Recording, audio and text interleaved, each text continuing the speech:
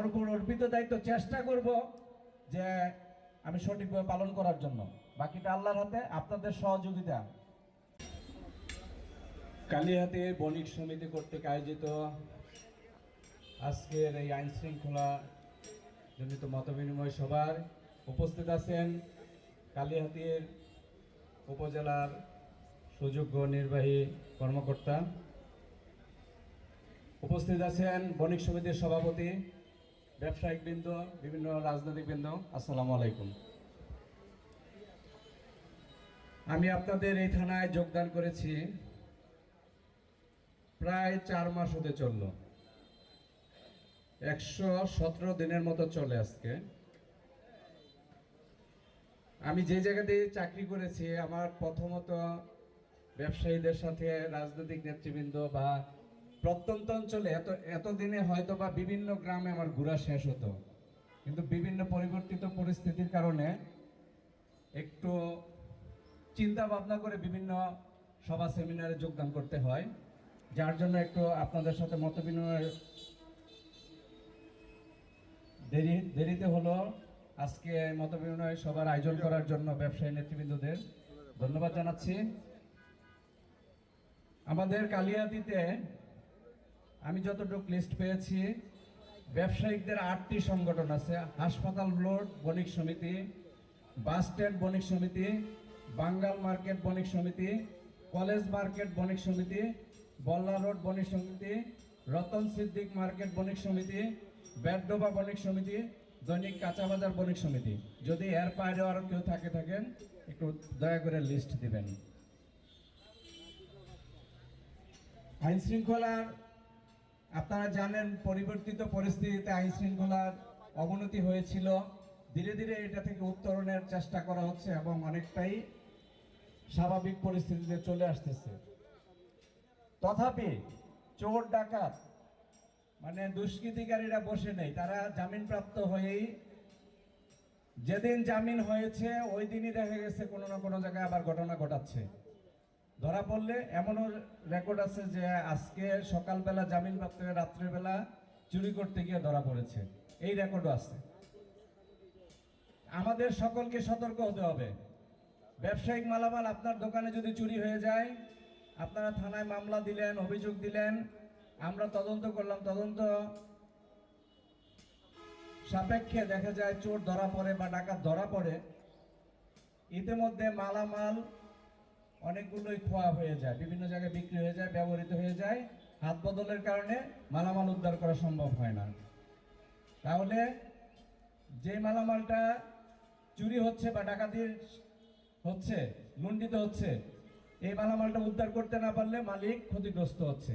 আমরা সর্বাত্মক চেষ্টা করি। দেখেন, আমার 117 দিনের মধ্যে এই থানায় যোগদানের মধ্যে আমার মনে হয় 110 দিন, 110 রাত্রি আমি না জেগে আছি। বিশ্বাস করবেন কিনা জানি না, যারা থানায় যাওয়া আসা করেন তারা জানেন। রাত্র 2টা, 3টা, 4টা, এমনও দেখা গেছে ফজরের নামাজ পড়ে ঘুমাই, আবার পাবলিকের ফোনে 9টার সময় জেগে উঠতে হয়। গত রাত্রে 3টার দিকে, 3:30টার দিকে ঘুমিয়েছি। আমার উপর অর্পিত দায়িত্ব চেষ্টা করব যে আমি সঠিকভাবে পালন করার জন্য। বাকিটা আল্লাহর হাতে, আপনাদের সহযোগিতা। আপনাদের এই চুরি ডাকাতি রোধকল্পে সিসি ক্যামেরা একটা গুরুত্বপূর্ণ বিষয়।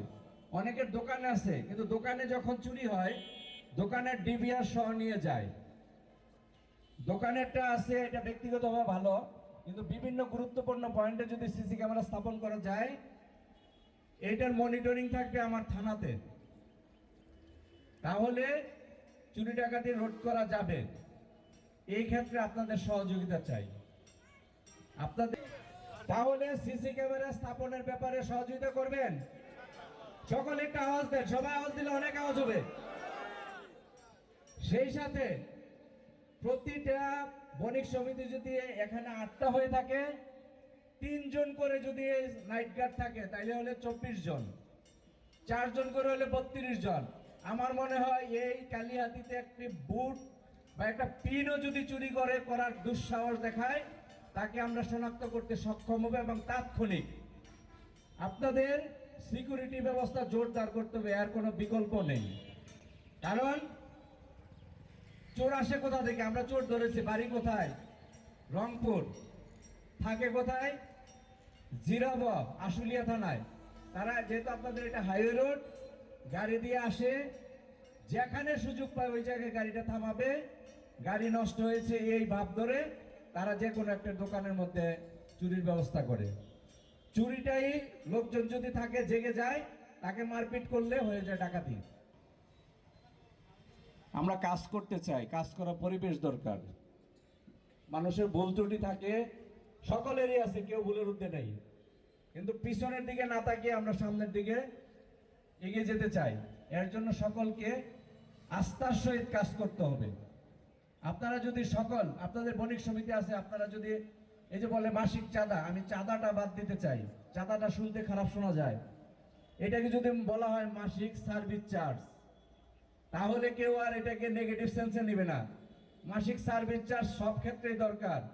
আপনার সম্পদ রক্ষার জন্য যদি একটি যুক্তিসঙ্গত, প্রত্যেকটা সমিতি যদি যুক্তিসঙ্গত সার্ভিস চার্জ প্রদান করে নাইট গার্ড রাখেন, নাইট গার্ডের পাশাপাশি যদি সিসি ক্যামেরার মনিটরিং চলে, তাহলে মনে হয় এই অনাকাঙ্ক্ষিত ঘটনা এড়ানো 100% না হলো 95% এড়ানো সম্ভব। আপনারা আমার সাথে একমত? আপনারা সহযোগিতা করবেন? যেই দোকান চুরি হয়, যার সম্পদ নিয়ে যায়, সে বুঝে, সে রাস্তায় বসে যাওয়ার অবস্থা হয়। যে আগের দিন এত বড় ব্যবসায়ী তার 40-50 লক্ষ টাকার মালামাল নিয়ে গেলে সে রাস্তায় বসে যায়। আমরা আমাদের পক্ষ থেকে আমরা সার্বক্ষণিক আমরা চেষ্টা করে যাচ্ছি। শুধু আমি যে রাত্রে জাগি তাই না, তবে সবাই সতর্ক হতে হবে, নিজের মালামালের নিরাপত্তাটা নিজেরা নিশ্চিত করতে হবে সর্ব